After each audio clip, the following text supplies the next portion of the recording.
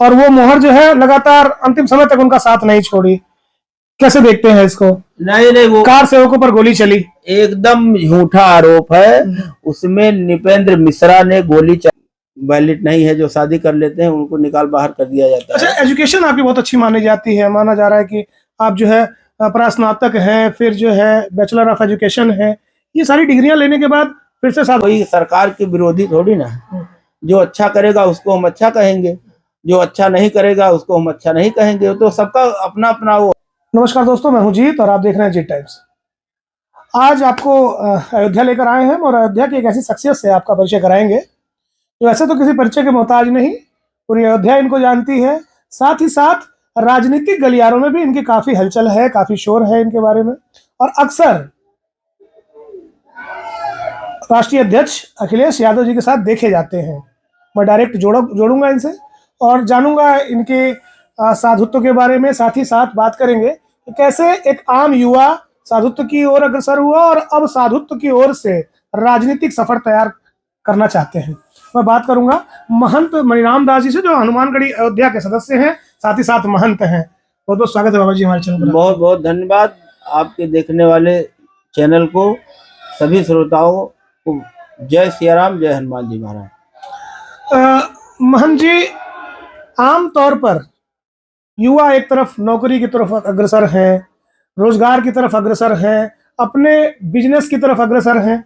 आपने साधुत्व चुना, साथ ही साथ राजनीति गलियारों में भी आपकी जो है चहल पहल बनी रहती है। कैसे मैनेज होता है और क्या परिदृश्य है, क्या दृष्टिकोण है आपका आगे चल के?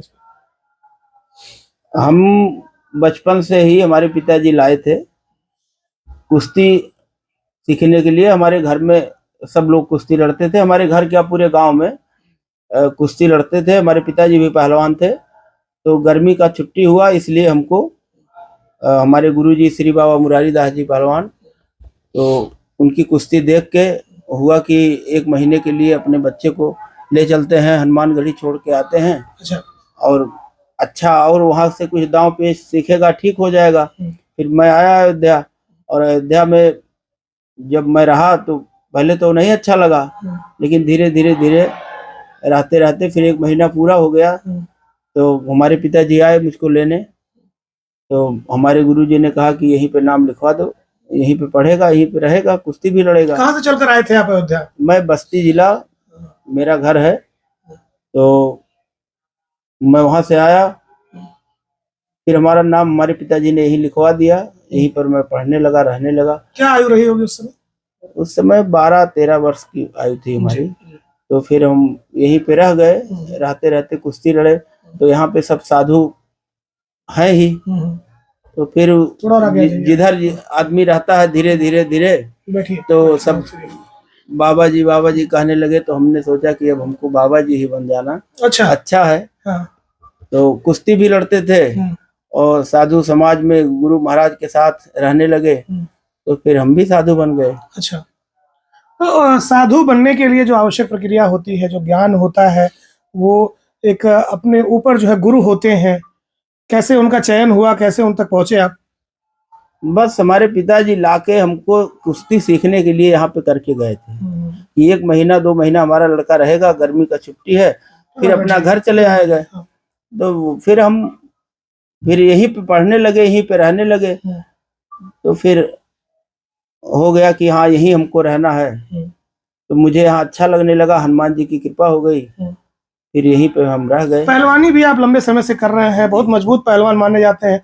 कई कुश्तियां आपकी वायरल भी हैं, देखा जाता है सोशल मीडिया पे। तो कुश्ती से साधुत्व की ओर हमारे यहाँ हनुमानगढ़ी पे लगभग लोग कुश्ती लड़ने वाले हैं। अच्छा। जो साधु हैं। तो ये कोई नई परंपरा नहीं, बहुत पुरानी परंपरा है। उस परंपरा में हम भी शामिल हुए, हनुमान जी की कृपा है। तो यहाँ रहते हैं, कुश्ती भी लड़ते हैं, और यहाँ हर जगह के लोग हैं। कोई एक जगह का नहीं है, कोई बिहार का है, कोई नेपाल का है, कोई बंगाल का है। देश के कोने कोने से लोग हैं, हर जिला क्षेत्र के लोग हैं।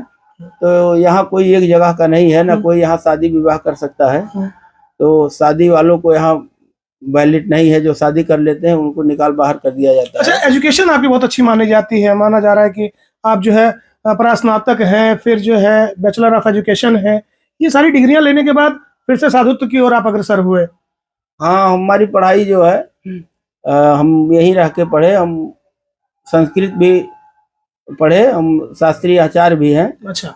और उसके बाद हम यहाँ से साकेत डिग्री कॉलेज में हमने वहाँ से बीए किया, एमए किया और हम बीएड भी किए हैं। अच्छा। तो फिर हमको हम ऑल इंडिया यूनिवर्सिटी खेलने गए कुश्ती लड़ने। अच्छा। तो वहाँ मुझे चांस था नौकरी का, तो आर्मी में हमारा सिलेक्शन हुआ था। लेकिन फिर हमने जो हमको समझ में नहीं आया, मैं सोचा कि मास्टर बन जाऊंगा, बीएड किया हूँ तो बहुत साधु हैं कि मैं मास्टर बन के जो है साधु भी हैं। तो फिर हमने बीएड किया, फिर टेट की परीक्षा दिया तो हमारा हुआ नहीं। अच्छा अच्छा। तो हुआ नहीं तो हमने कहा कि अब छोड़ो, अब ऐसे ही हनुमान जी का भजन करते हैं। अच्छा। तो फिर ऐसे बीत रहा है जीवन। आर्मी में सेलेक्ट हो गए थे तो आपको देश सेवा में जाना चाहिए था, नहीं लगता कहीं गलती हो गई? नहीं, तो फिर हमने उसमें जो है कुश्ती के उससे हुआ था हमारा। अच्छा अच्छा, गेम कोटे से। हाँ, गेम कोटे से। तो मैं चाहता था कि अगर ये रेलवे में हो जाता, क्योंकि वहाँ मुझे मैट का प्रैक्टिस नहीं था, तो अच्छा। मिट्टी पे ही लड़ते थे, तो वहाँ स्थान लगने में बड़ा दिक्कत हुआ। अच्छा। तो इसलिए आर्मी में हमारा हो जाता, हो ही गया था। लेकिन हमने उस पे नहीं, हमने कहा कि बीएड करेंगे और पूजा पाठ करते रहेंगे और यहाँ अध्यापक हो जाएंगे, संस्कृत विद्यालय भी बहुत है, तो यही कहीं हो जाएंगे, यही अच्छा रहेगा, अपना पूजा पाठ चलता रहेगा। क्योंकि विचार में ये नहीं था कि हमको नौकरी करके शादी विवाह करना है, ये हमारे भाव कभी नहीं आया। अच्छा। तो हमने सोचा कि यही हो जाएगा, अपना कुछ आया करेगा, खर्चा पानी अपना यही जीवन यापन चलता रहेगा। और ये ऐसी जगह है कि हनुमान जी का कृपा है, यहाँ सब अपने लोग आते जाते रहते हैं, मिलते जुलते रहते हैं। तो हनुमान जी की कृपा रही कि समाजवादी पार्टी के राष्ट्रीय अध्यक्ष जी से मुलाकात आपकी हुई, आप अन्य मंचों पर देखे जाते हैं कई बार उनके साथ, ये कैसे संभव हुआ? जैसे हम लोग तो यहाँ सब बहुत नेता आते हैं, पूरे देश के पूरे आते हैं, मिलते जुलते रहते हैं। विश्व भर से भी कहा जाए तो कम नहीं है, विश्व भर से भी आते हैं। सही है। हर जगह से लोग आते हैं। तो हमने लगभग सभी नेताओं से मिला। हम अमित शाह जी से भी मुलाकात किए, हमने उनको दर्शन भी करवाया। उत्तर प्रदेश के मुख्यमंत्री योगी आदित्यनाथ जी महाराज से, और बहुत राजनाथ सिंह जी को, सबसे मिले हम। लेकिन अब जब हमने आदरणीय अखिलेश यादव जी से मिला तो उनका व्यक्तित्व, उनका विचार बहुत अच्छा है, तो हमने बड़े प्रभावित हुए। और वैसे मिलनसार व्यक्ति हमको आज तक कोई नेता नहीं मिला। अच्छा। हम उमा भारती से भी मिले, आई दर्शन का, सबको हमने देखा। लेकिन इतने पढ़े लिखे, इतने शिक्षित, इतने सरल स्वभाव के आदरणीय अखिलेश यादव जी से हमने मिला, वहाँ जो अपनत्व लगा वो हमको कहीं नहीं लगा। अच्छा, अपनत्व का भाव आया उनके अंदर? उनके अंदर वो हमारा कोई परिचय उनसे नहीं करवाया, न कोई हमको ले जाके उनसे मिलवाया। हमको बस हनुमान जी ने उनसे मुलाकात कराई और उसके बाद फिर मिलना जुलना शुरू हो गया। जहाँ भी हमको देख लेते हैं वहाँ तुरंत कि आइए, कहाँ, उधर कहाँ खड़े हैं, आइए इधर आइए। अच्छा। हाँ, आइए बाबा जी इधर आ जाइए। तो हमको, हम चाहे सैफई जाते हो, चाहे लखनऊ जाते हो, या कहीं किसी कार्यक्रम में हमको देख लेंगे, तुरंत बड़ा ही सम्मान करते हैं। और बड़े अच्छे नेता। हमको जैसे होता है किसी को कोई ले गया, किसी से मिलवा दिया, तो हमको कोई नहीं मिलवाया। हम बहुत लोग के साथ जो है, मुझे पसंद भी नहीं है कि हम किसी के साथ जाएं फिर उनके द्वारा मिलके फिर उनके बाद में जाके मिले, हमको ये समझ में नहीं आता। आमतौर पर देखा जाता है कि व्यक्ति साधुत्व की ओर गया, उसके बाद राजनीति की ओर गया, फिर बड़े बड़े पदों पर आसीन हुए, और कहीं ना कहीं लोगों के दिलों में एक आस लगाया जाता है आम जनमानस के कि इन पदों की प्राप्ति के लिए ही वो राजनीतिक दृष्टिकोण अपनाए। आपके साथ क्या है?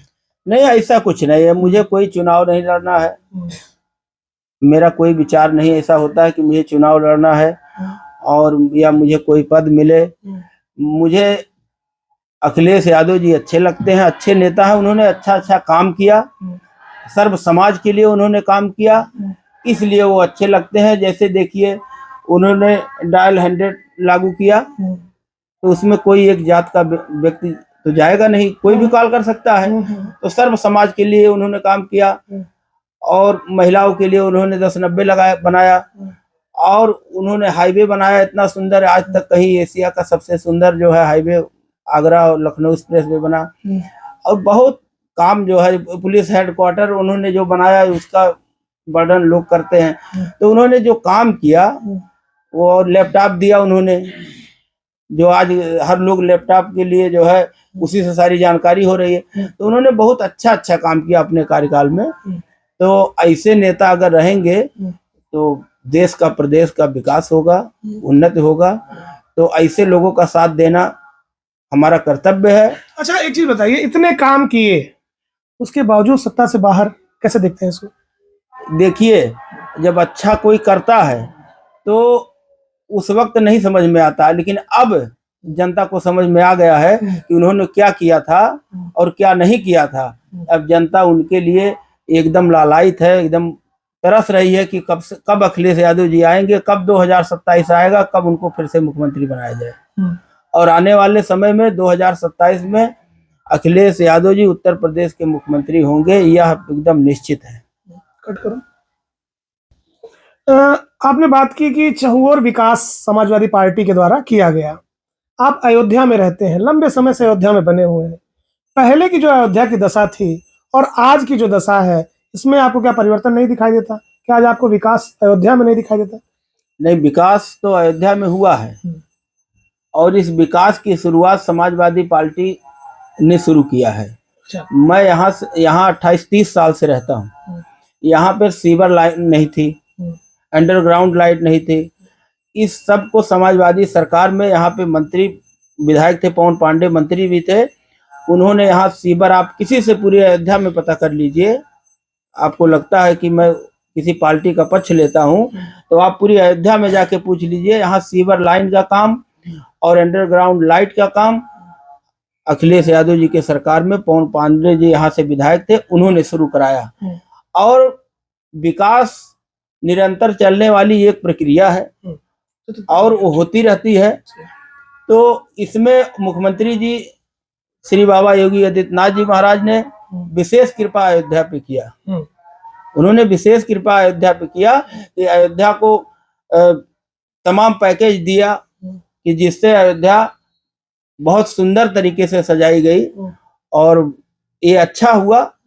काम करना ही चाहिए और मुख्यमंत्री जी ने अयोध्या के लिए बहुत अच्छा काम किया और बहुत सुंदर बनाया। जहाँ जरूरत थी, जहाँ जहाँ जो जरूरतें थी उसको पूरा किया।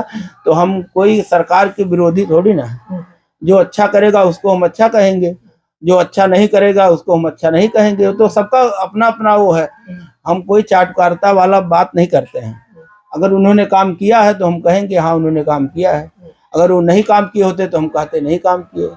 तो योगी जी ने अयोध्या में काम किया है और यह काम मेरा मानना है कि 20-25 साल तक जिस प्रक्रिया से चल रहा था, अगर योगी जी ना आते तो 20-25 साल ये पीछे ही रहता। अच्छा, मतलब 20-25 साल आगे कर दिया योगी आदित्यनाथ ने इस अयोध्या को। अच्छा, एक चीज और, जब एक आम बालक साधुत्वता की ओर जाता है तो निश्चित रूप से परिवार से दूरी बन जाती है, समस्त जो है जीव जगत को के लिए वो जीवन यापन करते हैं। ये माना जाता है कि अब उनके द्वारा जो भी पूजा पाठ किया जाएगा वो पूरे जीव जगत के लिए होगा। आप आज के समय में अगर देखेंगे तो युवाओं को कहीं ना कहीं रोजगार की समस्या मिल रही है, कहीं ना कहीं आप देखेंगे महंगाई बढ़ रही है। ठीक, तो इन चीजों पर भी आपको नहीं लगता कि ध्यान जाना चाहिए सरकार का? बिल्कुल ध्यान जाना चाहिए था, लेकिन अब इसके लिए जो है उनका मैनिफेस्टो में जो है जो उनके समर्थक हैं, जो उनको मानने वाले हैं, उन लोगों से जब बात होती है तो वो लोग कहते हैं कि हमारे मैनिफेस्टो में नौकरी का बात ही नहीं हुआ है। अच्छा, नहीं कई करोड़ रोजगार की बात हुई, वो तो पहले वाले में हुआ था ना। अब तो जो जनता दे रही है वोट या क्या हो रहा है, कैसे जीत रहे हैं, लेकिन अब वो ना कोई नौकरी की बात कर रहे हैं और ना नौकरी दे रहे हैं। भाई नौकरी जब वो नहीं कह रहे हैं तो आप वोट दे रहे हैं, तो वोट दे रहे हैं तो वो नहीं करेंगे। रोजगार के लिए जो काम समाजवादी सरकार में हुआ वो किसी सरकार में नहीं हुआ, और वो युवाओं के लिए, युवाओं को सोचने, युवाओं के अच्छे भविष्य की सोच के लिए, बहुत लड़के तो कुंवारे ही ऐसे बैठ गए, ओवर एज हो गए, शादी भी नहीं हो रहा है। अब वो बेचारे क्या करें?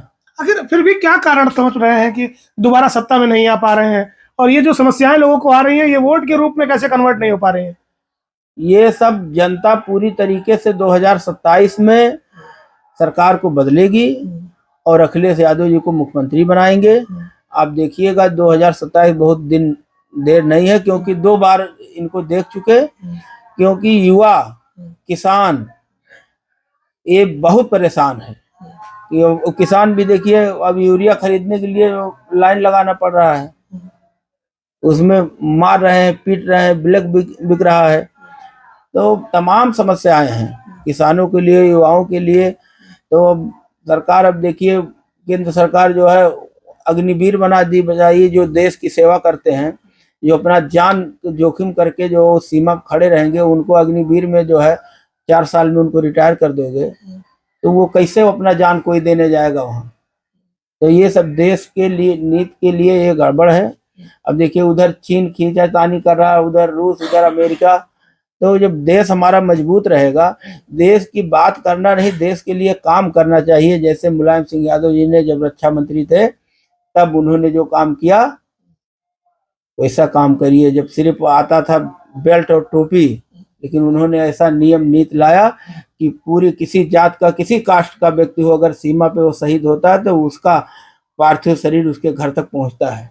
तो ये ऐसा काम करना चाहिए। उस समय में आप पता कर लीजिए कि वेतन सभी जितने भी विभाग के थे, प्रशासन के विभाग, सबका उन्होंने वेतन बढ़ाया। तो ऐसा कुछ नीति लाइए। अब इतनी बड़ी सरकार है, इतने दिन से चल रहे हैं, तो ऐसा कुछ नीति लाइए कि जैसे किसानों का, जवानों का सम्मान हो, जैसे मुलायम सिंह यादव ने किया था। उस तरीके से कोई काम नहीं हो रहा है। जब वो उन्होंने नियम में बनाया, उससे अच्छा कोई बताइए कहीं कोई काम हुआ है? नहीं, मुलायम सिंह यादव का नाम आपने लिया, हमारे बीच नहीं है, हम सभी सम्मान करते हैं, लेकिन उनके नाम पर एक मोहर लग गई इस अयोध्या में, और वो मोहर जो है लगातार अंतिम समय तक उनका साथ नहीं छोड़ी। कैसे देखते हैं इसको? नहीं, वो कार सेवकों पर गोली चली, एकदम झूठा आरोप है। उसमें निपेंद्र मिश्रा ने गोली चलवाई थी और उन्होंने बाकायदे उसको कबूलनामा किया। वो राम जन्मभूमि ट्रस्ट में जो है उसके मेंबर हैं। आप अभी उसको पता कर लीजिए, यहाँ पे मेंबर हैं, वही इधर मलाई काट रहे हैं और उन्होंने ही गोली चलाया। कहीं उनके ऊपर, मुलायम सिंह यादव जी के ऊपर एफआईआर हुई। ये तो एक जुमला है कि जो है गोली चलाए, खून लाल हो गया, नदी लाल हो गया। इसका कहीं कोई सबूत नहीं है। अगर ऐसा होता, कार सेवकों पे गोली चलाते, तो उनको क्यों जो है पद्म भूषण सम्मान से सम्मानित करती भाजपा सरकार? ऐसा कुछ नहीं, ये सब जुमला है, इनका जो है एक बहाना है, ऐसा कुछ नहीं है। जो यह काम किया था वह राम जन्मभूमि, वही मंदिर में जाके देखिए, इस समय मेन आदमी। तो ये तो झूठा आरोप है मुलायम सिंह यादव पे। वो इतने धार्मिक व्यक्ति थे और इतने अच्छे व्यक्ति थे। वो जाके देखिए, हनुमान जी की प्रतिमा जो है सैफई में हो या लखनऊ में उनके घर पे हो, बिना हनुमान जी की पूजा किए और राम जी की पूजा किए वो निकलते नहीं थे। अब उनके बारे में इस तरीके से बनाया गया कि कार सेवकों पे गोली चलवाए। वो कहाँ, किस पे गोली चलवाए? उनके ऊपर क्यों नहीं एफआईआर हुआ, क्यों नहीं मुकदमा हुआ? इस तरीके से झूठा, ये जो सीधे साधे लोग हैं उनको बरगलाने का काम करते हैं, और ऐसा कुछ नहीं। वो बहुत अच्छे नेता थे, धरतीपुत्र मुलायम सिंह। एक ही लोग का नाम जो हुआ धरतीपुत्र, वो वही थे, और उन्होंने जो काम किया वो कोई काम कर नहीं पाएगा। तो ये थे महंत मणिराम दास जी, जो अपनी बात पर बिल्कुल अडिग थे और बहुत ही साफगोई से उन्होंने सारे बातों का जवाब दिया, सारे प्रश्नों का जवाब दिया। शख्सियतों के साथ मैं अजीत यदुवंश फिर से हाजिर होऊंगा। तब तक के लिए नमस्कार।